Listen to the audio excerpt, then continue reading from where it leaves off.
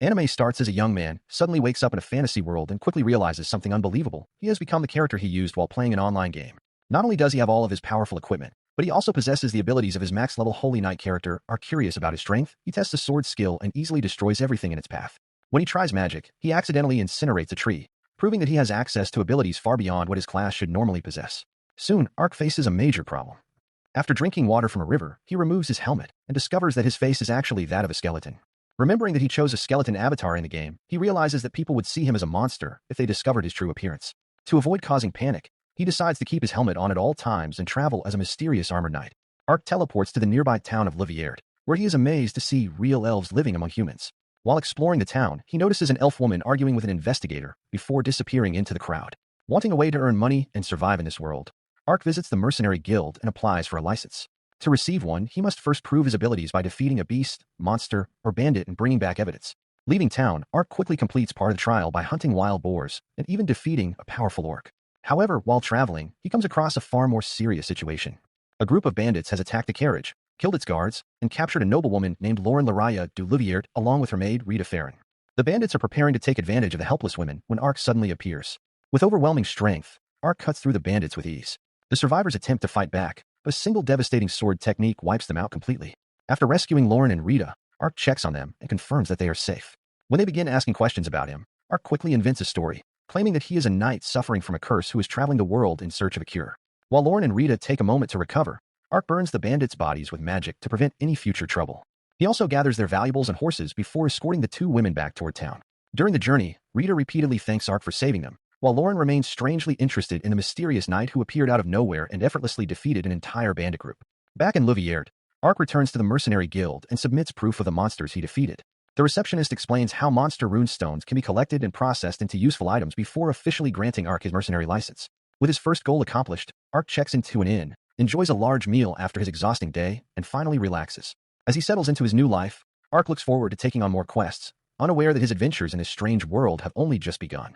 Ark accepts a simple guild request from a small village called Rada Village. The job is to escort someone while they gather medicinal herbs in the nearby forest. Upon arriving, he learns that the request was posted by a young girl named Marka, who lives with her mother Siona and younger sister Helena. When Ark arrives at their home, Marka is surprised by the imposing knight standing at her door. After welcoming him inside, she explains that she wants to complete the job before her mother returns. As they travel toward the forest, Marka reveals the truth. Her father died the previous year, leaving Siona to raise the family alone. Since then, her mother has worked tirelessly collecting herbs to support them. Wanting to ease her mother's burden and make her happy, Marka secretly posted the guild request. Touched by her determination and love for her family, Ark becomes even more determined to help her. While searching for herbs, Marka impresses Ark with her extensive knowledge of plants and nature.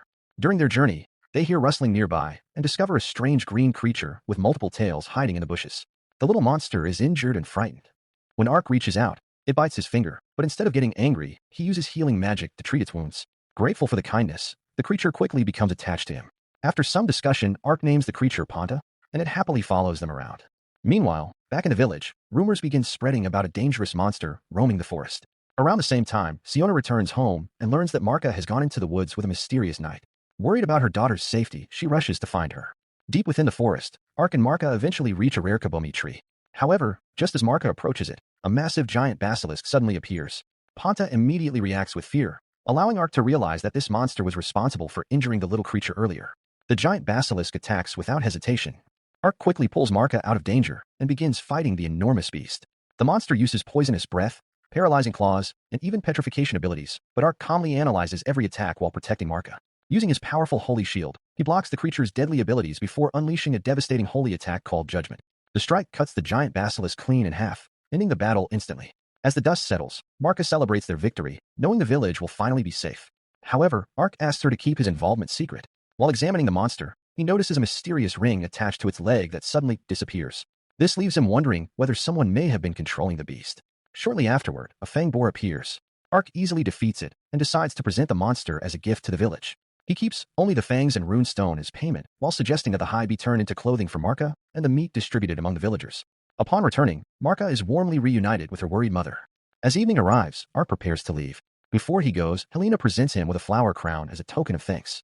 Touched by the gesture, Ark departs with Ponta by his side. That same night, elsewhere in the forest, a large military force struggles to defeat another giant basilisk. After suffering numerous casualties, the soldiers learn that someone else managed to kill a similar monster entirely alone. Hearing this unbelievable report, their commander concludes that whoever accomplished such a feat must be either a god or a devil. Back at the inn, Ark relaxes with Ponta and reflects on the day's events. With his confidence growing, he begins considering taking on far more difficult quests in the future.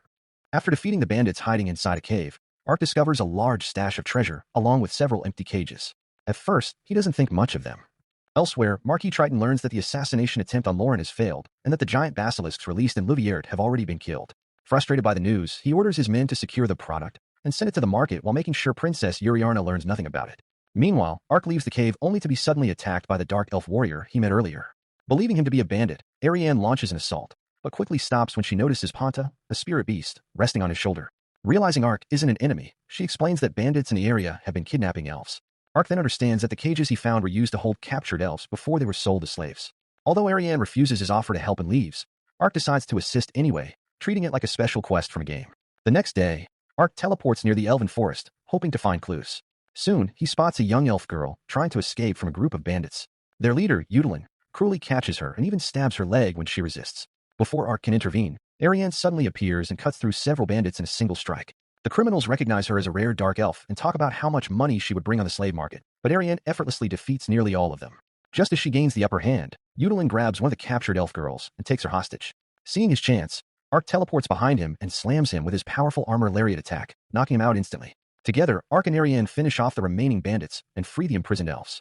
Ariane discovers that the captives are wearing mana-eating collars, magical restraints that prevent elves from using spirit magic. Ark shocks her by easily removing the curse and healing the injured girls with powerful magic.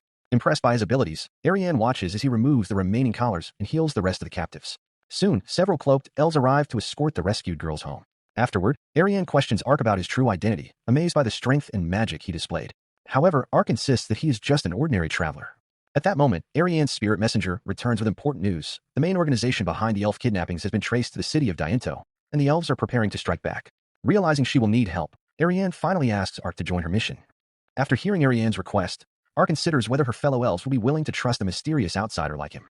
However, Ariane confidently says that if she can trust him, then her companions can as well. Accepting her offer, Ark agrees to help rescue the captured elves. Using his powerful gate magic, Ark teleports himself, Ariane, and Ponta to a location near the city. Ariane is surprised by how easily he can travel such long distances. They soon meet Danka, Ariane's companion, who initially gives Ark a cold and intimidating stare.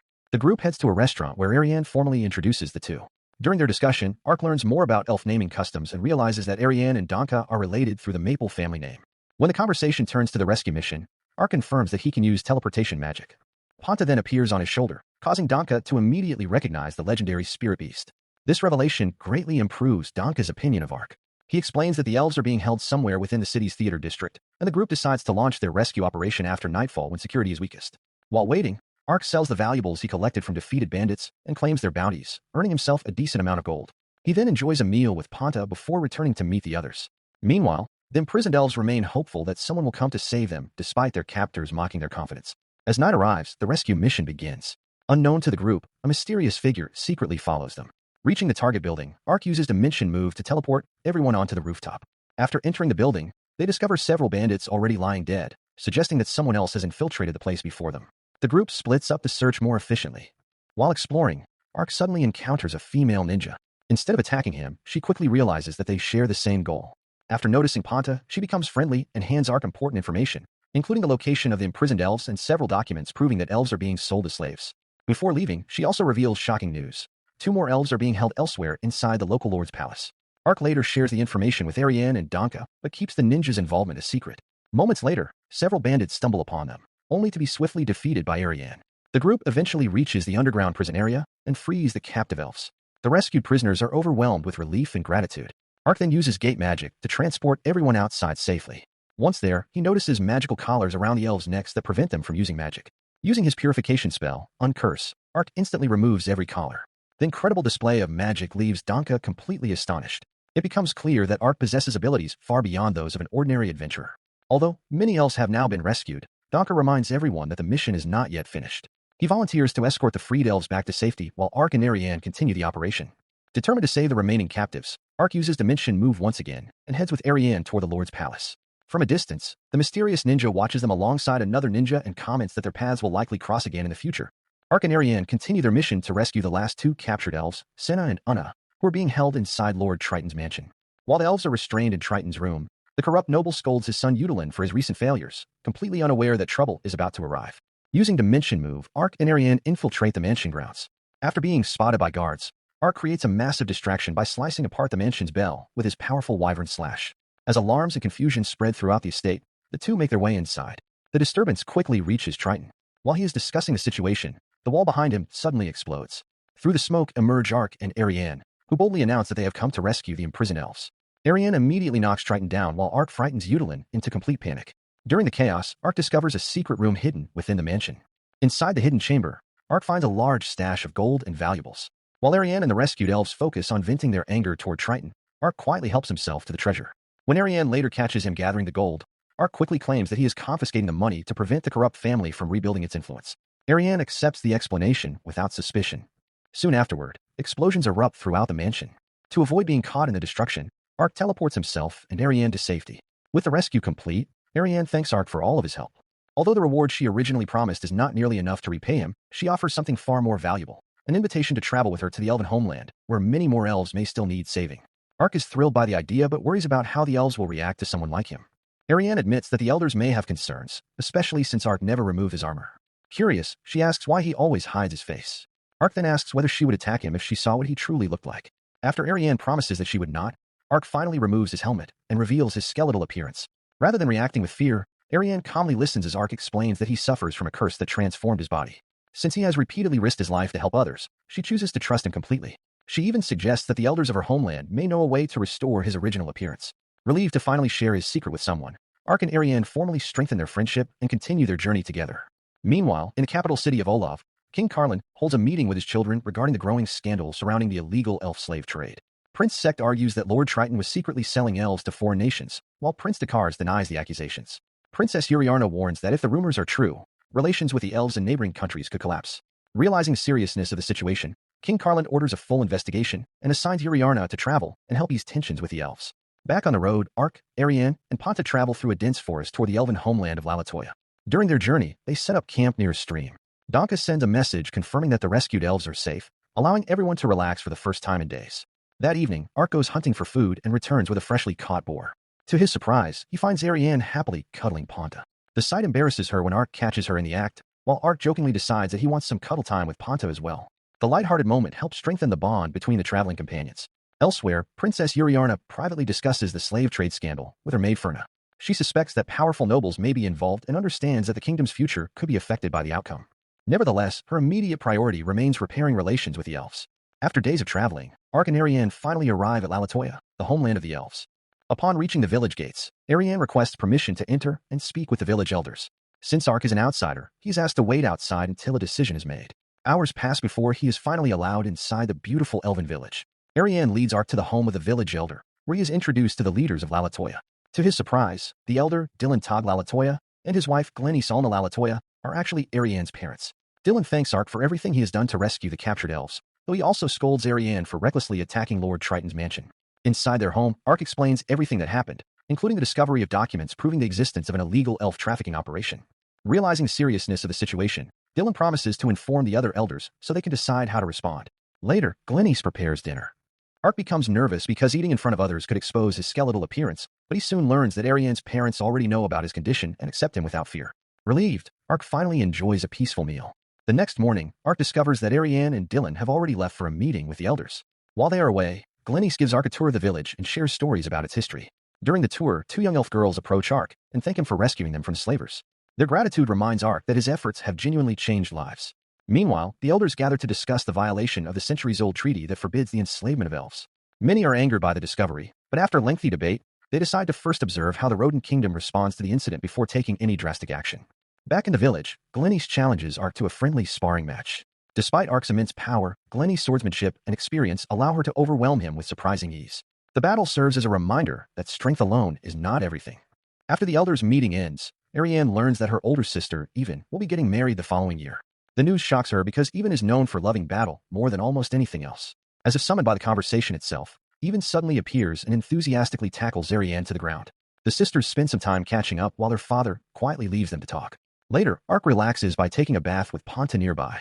Unfortunately, Ariane enters the bath area without realizing he is there, leading to an awkward and embarrassing misunderstanding before both quickly move on from the incident. That evening, Dylan shares the Elder's decision with Ark. He asks Ark to continue investigating the people named in the trafficking contracts and rescue any enslaved elves he encounters. Knowing that money alone would not be enough reward for such a dangerous mission, Dylan offers Ark something much more valuable: information about a possible way to remove his curse. Dylan explains that a magical spring exists near the territory of the Dragon Lord, a legendary being powerful enough to make even experienced warriors cautious. The spring is said to possess the ability to remove curses, but reaching it will not be easy because powerful spirit beasts and the Dragon Lord itself guard the area. An elf mediator is also required to gain safe access. Interested in the possibility of regaining his human appearance, Ark accepts the mission. Ariane immediately volunteers to accompany him, and Ark gladly agrees. That night, Ark lies awake thinking about his skeletal body. He begins to wonder whether his appearance is truly a curse at all. If it were, then perhaps his own magic could remove it. Curious, he decides to test his theory by casting Uncurse on himself. To his complete surprise, the spell works without harming him, suggesting that the secret behind his condition may be far more complicated than he originally believed.